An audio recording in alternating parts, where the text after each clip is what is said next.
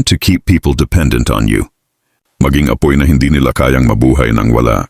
Kapag sila'y nakadepende sa'yo, hawak mo ang kapangyarihan. At habang hawak mo yon, hindi ka nila kailanman mababagsak. Paliwanag. Ang tunay na kapangyarihan ay hindi palaging nakikita sa pagiging pinakamagaling o pinakamalakas, kundi sa pagiging kailangan-kailangan. Kung kaya ka nilang palitan, babaliwalain ka. Pero kapag ikaw ang tanging sagot sa problema nila, ikaw ang alas sa baraha.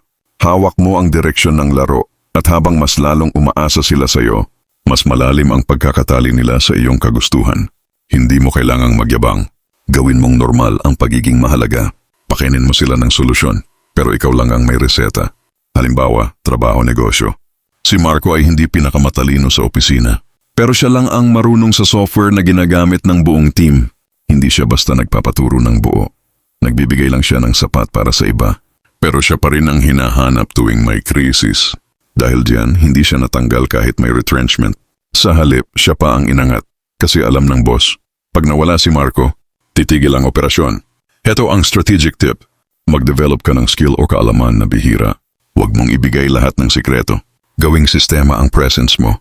Para pag nawala ka, maramdaman nilang may kulang. Kahit sa relasyon, negosyo o politika, kung ikaw ang sagot, ikaw ang hari. Tandaan kaibigan, hindi mo kailangan maging Diyos. Kailangan mo lang maging di nila kayang iwan. Thank you for watching. And follow for more.